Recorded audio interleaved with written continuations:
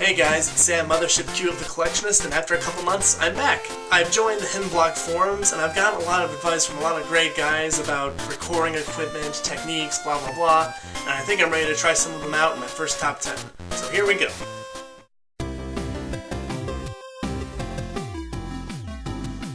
Games nowadays are considered a genuine form of entertainment. Whether we play a game to have fun kicking butt or to experience a good story, there's no denying the primary purpose of gaming. What's pretty amazing about gaming, however, is all the small things that could come from it unexpectedly. The subtle amount of joy you acquire from the journey you embark on is certainly a perk. Just sitting down, picking up the controller, putting on a smile or a serious face if you prefer, forgetting to put in a game, getting back up, putting in a game, sitting back down, picking up the controller again, then putting your serious face back on, you are really prepared for some escapism if I do say so myself. What we're exploring today is the top 10 games that have given me a laugh attack at one point or another. Now, what defines as a laugh attack is pretty self-explanatory. The amount of laughter I could experience could range from all the way to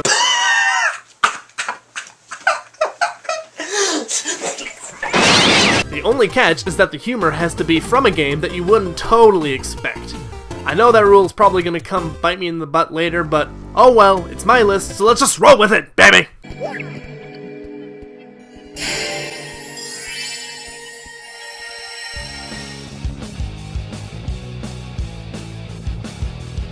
Well, here it is. My first entry, my very first top 10 that I couldn't be more excited for in the first time in the world, but not really the first time in the world, but I'm calling it the first time in the world anyway. The Simpsons Hit and Run. Now, there is no denying the amazing legacy that The Simpsons have left trailing in its wake since it was first conceived. The show is incredibly enticing, and even though it may tick off a lot of people because of its relatively dumb adult humor, it still retains a certain charm to its overall atmosphere. The video games based off of the show continue the same brand of wit present in the script writing, and The Simpsons Hit and Run is probably the best example of this. Yes, there are other games like The Simpsons Road Rage and The Simpsons Skateboarding that contain the same charm, but the writing the show is famous for really isn't present in the dialogue, but instead transfers over into the gameplay mechanics. While the gameplay mechanics are still present in Hit and Run, the absolutely fantastic dialogue is also present in between missions. Hey Homer, you look like you're having one of your trademark adventures. Danger! Mr. Burns! Mini cameras! Black vans! Well, good thing I'm drunk. Stupid drunk! Anytime you begin a mission, there is an interlude between the character you're playing as and the person who gives you the mission. Hey, you there! Smelly Sam! What's going on? And often or not, it's often chock full of witty writing and proves to be an incredibly appealing experience. The gift of life is wasted on you. Not only that, but when you're participating in missions, there is also dialogue present from your main character, all of which is incredibly hilarious and makes me giggle with glee all the time, especially when I play as Homer. He used the cheat code! 2, 4, 6, 8, you suck, I'm great, da da da da, you are the one I hate, eat my dust, Homer go boom! Damn it, I dropped my kebab. Can you come and get me? I'll pay you in back rub. It was like that when I got here. Nothing lasts forever. Stay on target, stay on target.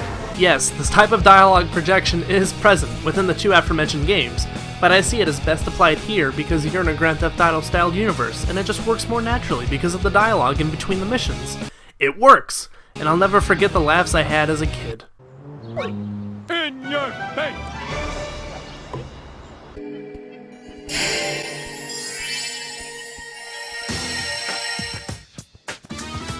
I am a nitpicker.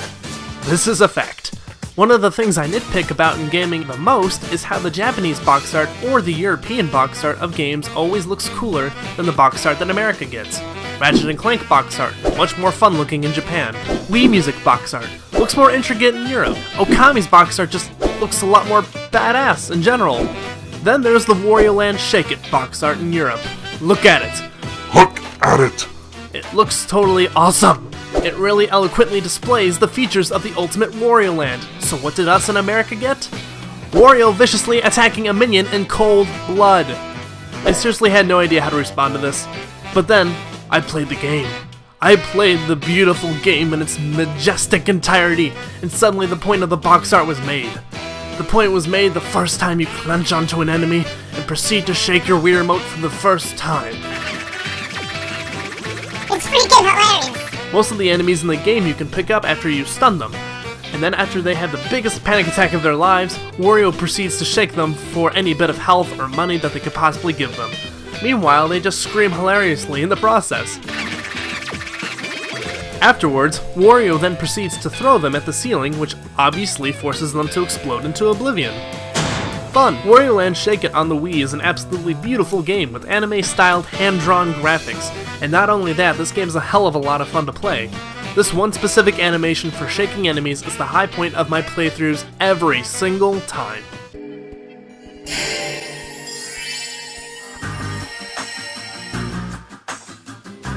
You know, I gotta say, this was a really hard list to narrow down. Originally I had games on this list I never thought I'd take off. Games like Lollipop Chainsaw, Sonic 06, and Conker's Bad Fur Day to be specific. And originally I had dismissed Borderlands 2 as an afterthought that had no meaning to this list aside from a good chuckle here and there. But then, as I was playing my copy on the PC, I forgot one important character that made me laugh every time he opened his metaphorical mouth. Wait a minute, you're not dead! Claptrap. Yes, the amazing Claptrap! This cute and slightly annoying little cyborg is a friend you acquire at the very beginning of the game. At first he loses his eye to a Yeti-like creature, at which point you must proceed to help him recover his receptor. After you do, then he leads you to a civilization and beyond to help you eventually take down Handsome Jack. Now, I haven't done too many of his side missions, mind you, but I know that he often remains idle on the west side of Sanctuary after you save Roland, in which case, he gives you an incredibly difficult side mission, not meant for the faint of heart. First, collect a few brown rocks for me. Then, defeat a badass skag. Then, pilfer the lost staff of Mount Schuler. Then, you shall bring me the head of the Destroyer of Worlds. And then, you shall dance for my enjoyment. Don't worry, Claptrap.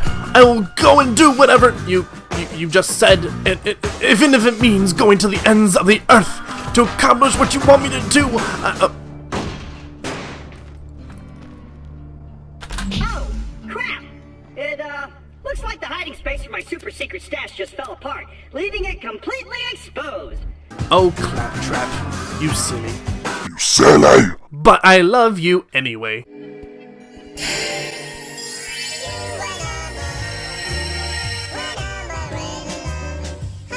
I love Rayman.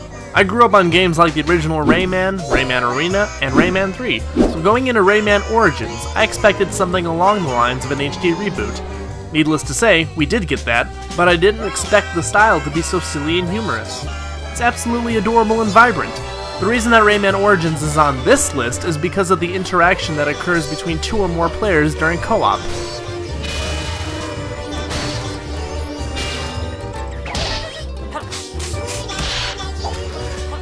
Good old slapstick comedy that strikes my funny bone all the time. This is 80% of what me and my sister do in this game all the time. The other 20% is us trying to play the game, and even then, we end up slapping each other anyway because it's just too hard to resist. Even if you want to go for an even more refined version of Rayman Origins, play Rayman Legends. I guarantee it's just as fun and funny as Origins, if not better.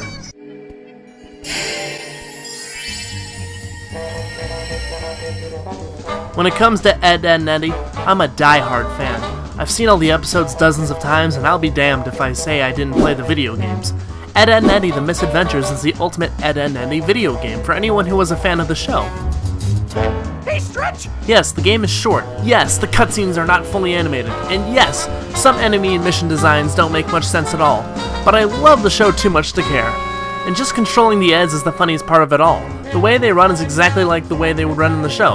Also, Ed's attack is absolutely breathtaking.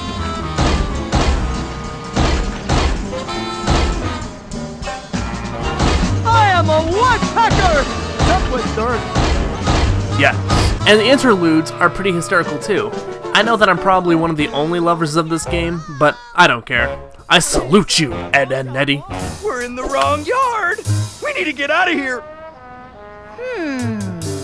While one of us could walk along this narrow board, all 3 of us could never successfully traverse it.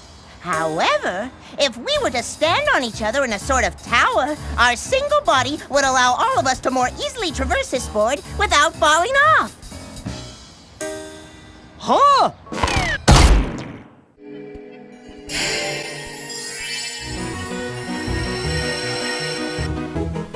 I love this game. Absolutely love. I laugh at this game. Absolutely laugh.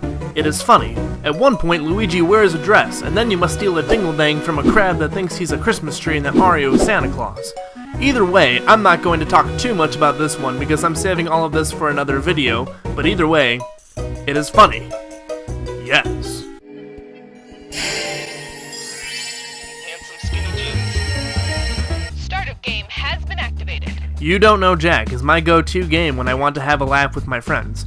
That would make this a typical game, hence breaking my one rule for this list earlier, but oh well. Rules are made to be broken. I've never played any of the other games in the series, but once I saw some of the game on the internet, I knew that I had to own it. This game is certainly a hard one to describe though without spoiling any of its trivial content, in which case I recommend you go buy it for its cheap price. Gather some of your friends and have a jolly good time discovering that you don't know Jack. Come on, this isn't rocket science. It's, marine biology.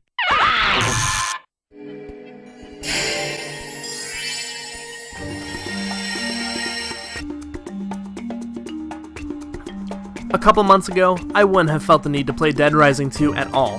To me, it was just another zombie game, and the gameplay looked a bit repetitious. Now I watch a lot of YouTube. A lot. So when I saw Space Hamster do a top 5 useless items list, I saw the funniest thing I have ever seen in a while, and it was one of the biggest laugh attacks I've ever had, ever.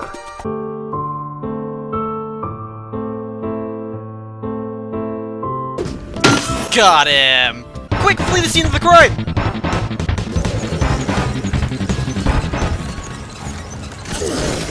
Just the image of a grown man mauling through a few zombies on a tricycle just made me lose my shit.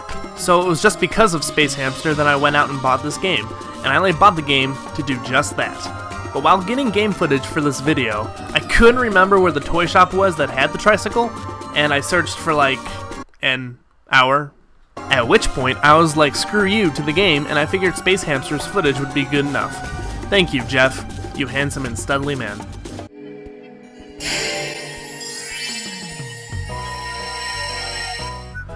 Looks like we're back to Wario again, and coincidentally back to the Wii again as well. And coincidentally probably breaking the typical games rule again as well, but maybe not, so just hear me out.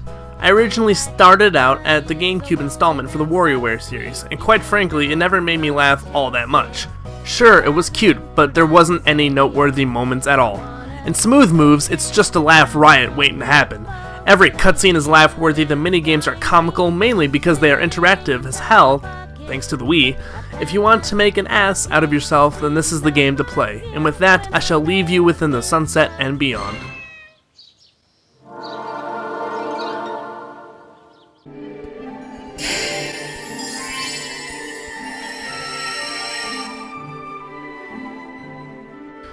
This is the end of my first top 10 list, and even though I feel as if some choices I made before have the potential to stir mild controversy, I feel as if this may stir people the most. This is supposed to be the most laugh-worthy game in my collection, so in the eyes of the viewer, they expect nothing but greatness. A majority of people that watch this video will probably disagree with me, but in my opinion, LEGO Harry Potter Years 1 through 4 is the game that gives me the most laugh attacks. Why? Well, let me start off with the fact that I am an extremely large Harry Potter fan. I've read the books dozens of times, and I've seen each of the movies hundreds of times, so naturally, as a gamer, I would show genuine interest in the Harry Potter video games. So what did I think of the Harry Potter games? I love them. They were really well made, they stayed faithful to the books, well, for the most part, and were actually fun to play. So when I heard that Traveler's Tales was going to make a Harry Potter game for the LEGO series, I was pretty stoked, regardless of the fact that I've never played a LEGO game before it. I pre-ordered and bought this game day one, and I was simply amazed by everything. This game was everything that was Harry Potter, just incredibly simplified, charming, and lighthearted. Every cutscene chooses to evoke humor instead of the serious tone brought forth by the films, and it is simply adorable. What makes me laugh at this game is that it's a Harry Potter fan's dream for those who don't take the movies too seriously. For some, the lack of seriousness could serve as a detriment and repel away many diehard fans. But for me, I think it hits the sweet spot every single time, and this game, plus its sequel even, is responsible for a majority of the laugh attacks I have in gaming.